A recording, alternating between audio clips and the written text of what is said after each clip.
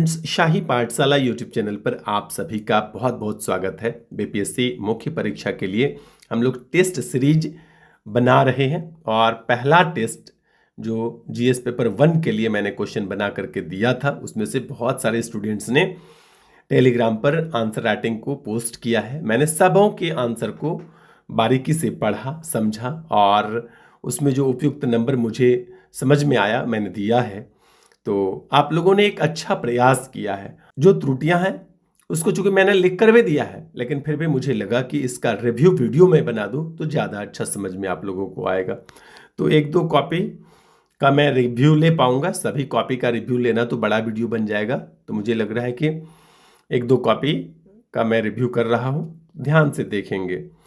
यहाँ पर सबसे पहले तो मैं यही कहूँगा कि ये जो भारत परिषद अधिनियम 1909 शॉर्ट टाइप का प्रश्न था, यहाँ पर आपने नंबर नहीं दिया जबकि क्वेश्चन नंबर होना चाहिए। ये यदि आप ना भी लिखें तो चलेगा, लेकिन प्रश्न नंबर ना दें या खाली जगह में नंबर देना, इस जगह में कुछ नहीं। और मैं आपको बोल दूं कि YouTube के जो वीडियो का डिस्क्रिप्शन है, डिस्क्रिप्शन में आंसर राइटिंग के पेज का पीडीएफ मैंने दिया हुआ है, लिंक के रूप में दिया हुआ है। उसको आप जैसे क्लिक करेंगे आपके मोबाइल में उस पेज का पीडीएफ जो है वह सेव हो जाएगा। आंसर राइटिंग जिस प्रकार का पेज आपको मुख्य परीक्षा में आएगा वहाँ पर उसी टाइप के मैंने पेज को डिजाइन किया हुआ है। तो उस पेज को आप डाउनलोड कर लें, उसको प्रिंट करवा लीजिए और उस पर दीजिए, तो वो ज़्यादा अच्छा रहेगा। क्वेश्चन नंबर की बात मैं कर रहा था, क्वेश्चन नंबर देने के लिए बिल्कुल नहीं भूलिए। कई विद्यार्थियों का ऐसा प्रॉब्लम था। और इस साइड में मैं कलर चेंज कर रहा हूँ, चूंकि लाल कलर से मैंने चेक किया है तो यहाँ पर मैं कलर चेंज एक बार कर लेता हूँ। ब्लू कलर से मैं अभी मार्किंग कर रहा हूँ।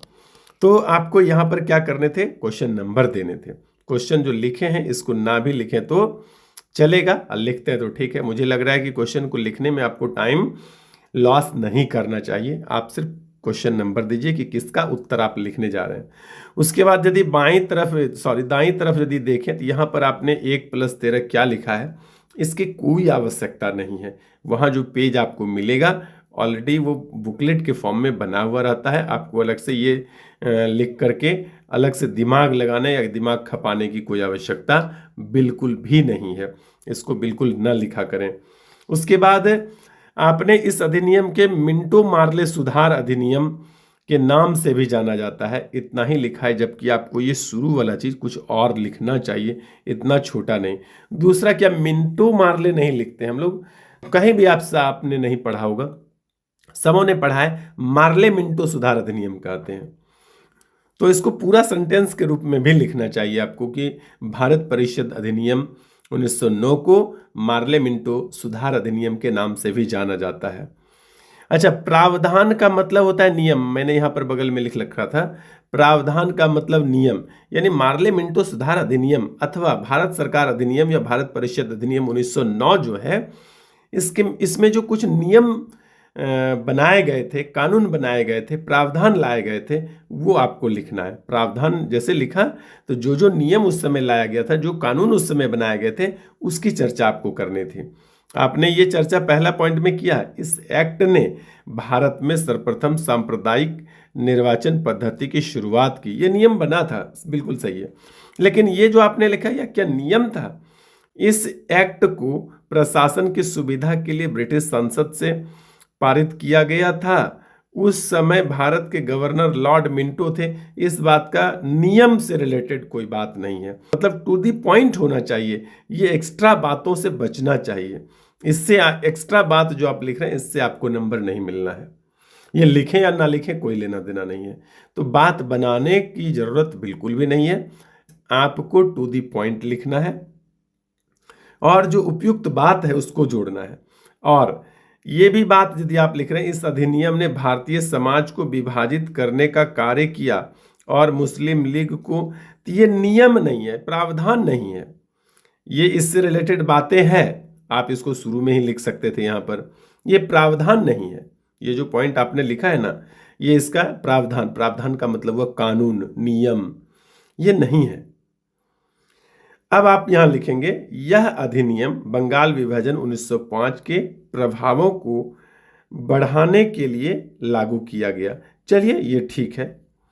नियम पर यदि बात करें तो फिर भी लग रहा है कि ये उतना नहीं, लेकिन चलिए ये चल सकता है। उसके बाद मैं आता हूँ, यहाँ लिखा यह अधिनियम के। आपको सेंटेंस पढ़ने में लगता है कि यह अधिनियम के, यदि पढ़ेंगे तो ऐसा पढ़ने में बनेगा कि इस अधिनियम के माध्यम से स्वदेशी आंदोलन को देखने के लिए कड़े कदम उठाए गए, दबाने के लिए कड़े कदम उठाए गए। इन बातों पर आपको विशेष रूप से ध्यान देने की आवश्यकता है। आइए उसके बाद यहाँ भी आप देख सकते हैं कि आपने कोई नंबर नहीं दिया कि किस क्वेश्चन का उत्तर लिख रहा है, आपने क्वेश्चन लिख दिया, जबकि आपको क्वेश्चन नंबर देने के लिए बिल्कुल भी नहीं भूलना है। 6 नंबर इसे दिया नहीं जाता, लेकिन मैंने थोड़ा सा बढ़ाकर जानबूझकर नंबर थोड़ा सा दिया आप लोगों को कि थोड़ा उत्साहित रहें, ऐसा नहीं लगे कि बहुत कम नंबर आ रहा है। हतोत्साहित करना मेरा उद्देश्य नहीं था। तो मैंने यहाँ पर उत्तर आपने ठीक ठाक लिखा था, बढ़िया लिखा था, इसलिए ये जो आपने 2 लिखा इसकी कोई आवश्यकता नहीं है। यहाँ पर आपको लिखा हुआ मिलता है हिंदी में भी अंग्रेजी में भी, इधर कुछ नहीं लिखें, प्रश्न नंबर को के अलावा कुछ और नहीं लिखना है, ठीक है। Do not right in this margin, इसमें ऐसा लिखा हुआ नहीं, बीपीएससी में लिखा आता है कि इसमें प्रश्न संख्या के अलावा कुछ नहीं लिखें, इस प्रकार से लिखा हुआ था। तो यहाँ पर आपने क्या लिखा ये बिल्कुल भी नहीं लिखना है। यहाँ पर मना किया हुआ तब भी आप लिख रहे हैं, तो फिर आप सोचिए कि आप बीपीएससी मुख्य परीक्षा देने जा रहे हैं और क्या क्या कर रहे हैं। बीपीएससी इस जगह लिख के रखता है कि आप कुछ नहीं लिख रहे, आप लिख रहे हैं। तो ये मुंडा विद्रोह जो है यहाँ पर मैंने घेर कर रखा है, मुंडा विद्रोह, इसे महान उलगुलान विद्रोह, इसको महान उलगुलान विद्रोह नहीं कहते हैं, बल्कि इसको उलगुलान कहते हैं, जिसका हिंदी अर्थ होता है महान हलचल, ठीक है। उलगुलान का अर्थ ही होता है महान हलचल, एक बड़ा हलचल, लेकिन आपने लिख दिया महान उलगुलान विद्रोह, तो ऐसा भी आपको लिखने के लिए देखने के लिए नहीं मिलता होगा। तो कुछ जो अपभ्रंश भाषाएं हैं उससे बचना चाहिए, साधारण लिखने का प्रयास करें। चलिए मैं विशेष जहां पर होगा वहीं पर ध्यान दिलाऊंगा, बाकी ज़्यादा कुछ नहीं, और 1-2 रिव्यू करने हैं। बाकी मुझे ठीक लगा आपने जो कुछ भी लिखा है। जैसे जैसे आगे बढ़ते गया मैं आपका चेक करने के क्रम में, तो मुझे लगा कि धीरे धीरे आपने अच्छा किया है। क्वेश्चन नंबर सभी प्रश्न में लिखना है, पेज नंबर नहीं लिखना। हाँ, तो वो मैंने यहाँ पर भी लिख दिया था। तो इस प्रकार से ये पहला कॉपी में देख लिया हूँ। आइए एक और कॉपी से आप लोगों को अवगत कराता हूँ। यहाँ पर पहला प्रश्न है, भारतीय उपमहाद्वीप में बौद्ध आदर्शों के प्रचार में मौर्य कला या मौर्य वास्तुकला की भूमिका का वर्णन करें। प्रश्न क्या है कि बौद्ध आदर्शों के प्रचार में जो मौर्य कला अथवा मौर्य वास्तुकला का भूमिका है, इस भूमिका का वर्णन करना है। यानी मौर्य कला तो पूछा गया है, लेकिन बौद्ध आदर्शों के प्रचार में जितना योगदान रहा है इसी के बारे में आपको बताना है। बहुत अनर्गल या दूसरा कुछ नहीं लिखना है। जो ये मैंने 26 नंबर यहाँ पर दिया है, इसी बात के लिए दिया है कि इन्होंने मौर्य वास्तुकला को उतना ही दिखाया है जितना बौद्ध आदर्शों के प्रचार में हुआ था, ठीक है। इसलिए इनको उपयुक्त नंबर दिया गया है। कभी किसी प्रश्न का यदि आप उत्तर लिखते हैं, आंसर राइटिंग करते हैं, तो आपको प्रश्न के डिमांड को सर्वाधिक प्राथमिकता देनी है। प्रश्न का जो डिमांड है उतना ही लिखने का प्रयास करें। परफेक्ट उत्तर पर अधिक से अधिक नंबर दिए जाते हैं। पूछा गया है कुछ और आप बहुत ज्यादा लिख दें, जो ना पूछा गया उसको भी जोड़ करके लिखकर आंसर बड़ा भी कर दें, तो इससे आपको ज्यादा नंबर नहीं दिया जाएगा। कई बार आप लोगों को यह कहा जाता है कि इस तरह से फिगर बनाएं तो अधिक नंबर दिया जाता है। मैं ये नहीं कह रहा हूं कि ऐसा करने से अधिक नंबर नहीं दिए जाते हैं, लेकिन यह जरूरी नहीं कि ऐसा ही करने से ज्यादा नंबर देगा। आप किसी भी तरह से लिखेंगे तो नंबर बढ़िया तभी मिलेगा जब प्रश्न के डिमांड के अनुकूल आपने लिखा हो। जब प्रश्न के डिमांड के अनुकूल लिखेंगे तो आप किसी भी प्रकार से लिखेंगे तो ज्यादा नंबर मिलता है। और यदि इस प्रकार के रचनात्मक कार्यों को इंक्लूड करते हैं तो निश्चित मैं भी कह रहा हूं कि कुछ बढ़िया नंबर दिए जाते हैं। दूसरा फायदा इस प्रकार का, जो कुछ रचनात्मकता आप दिखाते हैं, इससे दूसरा फायदा यह होता है कि जो पेज का भरना जिसको बोलते हैं, जगह ये थोड़ा सा भर देता है। जिससे कि आपका पेज जो है 3 पेज के बदले इस तरह से 2-3 जगह ऐड कर देते हैं तो 4 पेज हो जाता है। तब लगता है कि 3 पेज के बदले 4 पेज में उत्तर लिखा गया है। ये यदि ना करके हम कंटिन्यू इस प्रकार से लिखते चले जाएं तो यहाँ पर इतना जगह नहीं होकर के इतने जगह में ये सारी बातें आ जाएगा। तो इतना जगह तो हमारा हो गया। इस प्रकार से 2-3 जगह यदि आप कर देते हैं, यहाँ भी किया हुआ है, यहाँ भी है, तो 1 पेज एक्स्ट्रा हो जाएगा। तो इससे कम ही मैटर में ज़्यादा दिखने लगता है। इसलिए इस प्रकार के रचनात्मकता को ऐड करना अच्छी बात है, करना चाहिए। आइए, तो इन्होंने एक अच्छा प्रयास किया है, चित्र भी बनाया है। चित्र में मैं एक बात कहूँगा कि ये चित्र बहुत अच्छा है। ये चित्र थोड़ा जटिल लगता है, इसको और सरल बनाने का प्रयास किया जाना चाहिए। एक शब्द भी गलत ना लिखें, इस पर ध्यान दें। चित्र जब बना करके इसका वर्णन करते हैं, नामांकित इसको करते हैं, तो इसमें किसी भी प्रकार का काटकुट अथवा गलत नहीं हो। तो अंडा यहाँ पर लिखा हुआ था, अंड होता है, तो इस छोटी छोटी बातों पर भी विशेष ध्यान देना चाहिए। फिर भी आपने बहुत अच्छा लिखा है और सब कुछ आपका अच्छा है। मैंने यहाँ पर गुड लिखा भी है। चलिए, उसके बाद दूसरे प्रश्न, आपने भी प्रश्न नंबर नहीं दिया बल्कि पूरा प्रश्न भारत के लिए ये पूरा प्रश्न लिखने की जरूरत नहीं है। आपके 30 सेकंड या 45 सेकंड जो भी समय आप इसमें लगाते हैं, इसकी आवश्यकता बिल्कुल भी नहीं है। प्रश्न आपको छापना नहीं है, बल्कि क्या करना है, प्रश्न का नंबर यहाँ लिख देने हैं और उसके बाद आंसर राइटिंग शुरू कर देने हैं। प्रश्न लिखते भी हैं, आपको लगता है कि मेरे पास पर्याप्त समय है तो लिख भी सकते हैं, इसके लिए मना नहीं है, लेकिन प्रश्न संख्या लिखना तो बिल्कुल भी नहीं भूलिए। प्रश्न संख्या लिखिए ही लिखिए। बाकी आपने जो काम किए हैं यहाँ पर सब कुछ अच्छा किया है, लेकिन आपका जो उत्तर है बहुत छोटा है। यहाँ पर मैं एक बार ध्यान दे दूं, भारत के मल्टी मॉडल कनेक्टिविटी क्यों अच्छा है, ये प्रश्न आपने लिखा है। तो यहाँ से शुरुआत किया, सब कुछ ठीक लिखा। भारतमाला अन्य माला परियोजना योगदान, उसके बाद भारत की प्रमुख विशेषताएं, चुनौतियां प्रश्न में नहीं है, नहीं पूछा गया और आपने चुनौतियां भी लिखा है, ठीक बात है। आगे की राह सही है। और ये तो ये लॉन्ग टाइप प्रश्न है और आपने कुल मिलाकर के यहाँ पर कुछ एक्स्ट्रा जोड़ा। इसमें 15 नंबर मैंने क्यों दिया है, 15 से ज़्यादा मिलना चाहिए। और अच्छा, ये जो चित्र आपने बनाया है, इस चित्र में ये एरो देना, ये चित्र आपका सही नहीं मालूम पड़ता है, क्योंकि रोड की कनेक्टिविटी जो होता है वो एक तरफ इस तरह से नहीं होता है कि इधर से इधर जाना है और इधर से इधर जाना है। रोड की कनेक्टिविटी चारों तरफ से होता है। और ये चित्र इतना बिल्कुल गंदा नहीं, इसको प्रैक्टिस करिए और चित्र को थोड़ा साफ सुथरा बनाने का प्रयास करिए। और कुछ भी ऐसा नहीं जो मीनिंग निगेटिव दे, ऐसा कुछ भी नहीं करना है। तो इस चित्र के लिए मैंने आपको कोई नंबर नहीं दिया है। और अन्य माल गलियारे, इसकी चर्चा करना बिल्कुल भी नहीं है। मैंने कहा पिछले बार भी, पिछले प्रश्न के लिए भी, कि जो प्रश्न का डिमांड है उतना ही लिखने का प्रयास करें। आप एक्स्ट्रा कुछ भी लिख देते हैं तो इसके लिए आपको नंबर नहीं दिए जाएंगे, आप टाइम पास कर रहे हैं।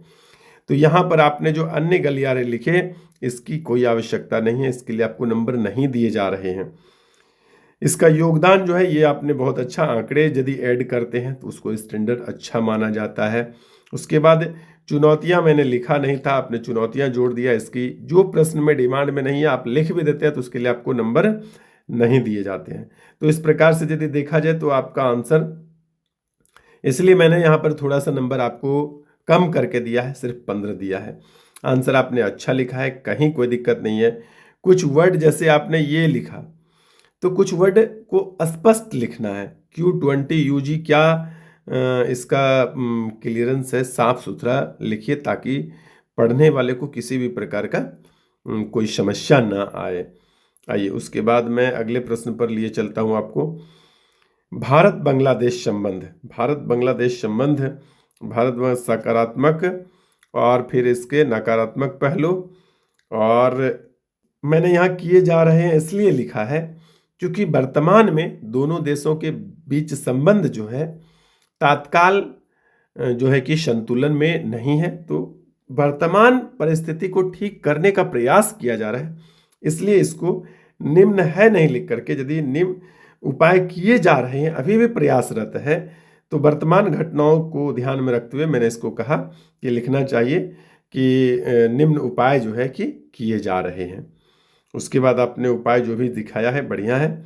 और यह उत्तर भी चूंकि लॉन्ग टाइप है, तो इसको लॉन्ग टाइप उत्तर लिखने का मतलब है कि 300 प्लस शब्द आपको कम से कम चलना है लेकर के। आप लोगों का शब्द मेरे अकॉर्डिंग कि कुछ कम है, कुछ और बढ़ाना चाहिए, कुछ और पॉइंट को ऐड करना चाहिए। फिर भी आपने बहुत अच्छा प्रयास किया है, इसमें कोई संशय या संदेह नहीं है। और यह जो आपने भारत परिषद अधिनियम 1909 लिया है, ये मुझे बहुत पसंद आया है। और इसी प्रकार से सभी को उत्तर लिखने चाहिए, साफ सुथरा और स्पष्ट। इसके लिए जो मैक्सिमम नंबर है वो मैंने देने का प्रयास किया है। हालांकि एग्जामिनेशन में आपको हो सकता है इतना नंबर ना दे, इतना ही उत्तर लिखने पर 5 ही दे। तो इस बात से कोई जरूरी नहीं कि मैंने 6 दिया तो वहां भी 6 आएगा। सबों का अपना अपना मूड होता है। मुझे पसंद आया तो मैंने 6 लिखा। बहुत बढ़िया आपने लिखा है। इसके बाद बिरसा मुंडा को भी आपने बहुत अच्छा दिखाने का प्रयास किया, सब कुछ अच्छा है। यहाँ पर आपके एरो पर हमें थोड़ा सा वो था कि कैसे ये जो क्रम दिखाया है, तो क्रम दिखाने का जो शुरुआत होना चाहिए जब लिखते हैं तो ये पता होना चाहिए। इसको नंबर से दिखा देना तो ये ज़्यादा अच्छा है कि ये 1 नंबर है, ये 2 नंबर है, 3 नंबर, इस तरह से ये कर दे तो मुझे लग रहा है कि ज़्यादा अच्छा होगा। वैसे बहुत अच्छा आपने लिखने का प्रयास किया है। चलिए, तो मैंने 2 कॉपी का रिव्यू किया है और जो बढ़िया उत्तर होगा जिनका, जैसे बौद्ध आदर्श के लिए जो मौर्य कला है, जिनका जो भी अच्छा उत्तर होगा उनको मैं PDF उनका काट के अलग कर लूँगा। और जो जो भी बढ़िया उत्तर होगा उसको मैं एक जगह अरेंज कर लूँगा। और लास्ट में जब टेस्ट समाप्त होने लगेगा तो मैं आप लोगों को इन्हीं PDF को एक साथ मर्ज करके और फिर उपलब्ध कराऊं। जिनका जिनका जो जो प्रश्न भी बढ़िया है उसको एक साथ मैं आप लोगों को उपलब्ध कराने का प्रयास करूंगा।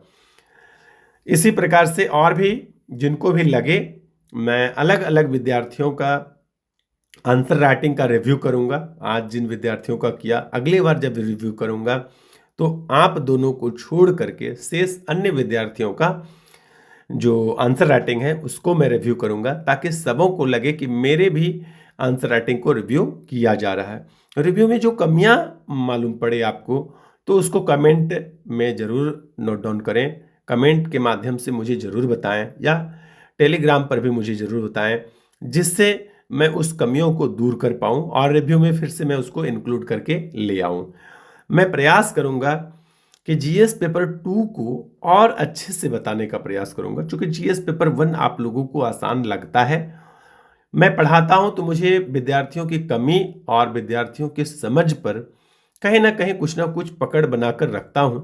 इसीलिए मैं बोल रहा हूं कि GS पेपर 1 आप लोगों को थोड़ा आसान लगता है, वहीं GS पेपर 2 जो है कुछ भारी लगता है। आप लोग देखिए ना कि जब मैंने पोस्ट किया था तो आपने GS पेपर 1 का आंसर जल्दी से लिख करके दे दिया था, जबकि अब तक में बहुत कम विद्यार्थी जो है कि GS पेपर 2 का जब मैं वीडियो अपलोड किया हूं तो बहुत कम विद्यार्थी ने आंसर लिख करके अभी तक पोस्ट किया, जबकि लगभग 13-14 घंटे हो चुके हैं। जबकि GS पेपर 1 में कई स्टूडेंट इतना देर में पोस्ट कर चुके थे। तो GS पेपर 2 में भी मैं आप लोगों को प्रयास करूंगा कि और डिटेल से कुछ रिव्यू करा पाऊं। जो कमियां हैं, जो नहीं यदि आप लोग लिख पाएंगे तो कोई बात नहीं, मैं प्रयास करूंगा कि उसके आंसर को अपना हैंड रिटन में आप लोगों को बताने का प्रयास करूंगा। पहले आपको एक अपना प्रयास जरूर करना चाहिए। तो इसी प्रकार से और भी अच्छे अच्छे वीडियो देखने के लिए बने रहिए शाही पाठशाला के साथ। आज के लिए इतना ही, धन्यवाद।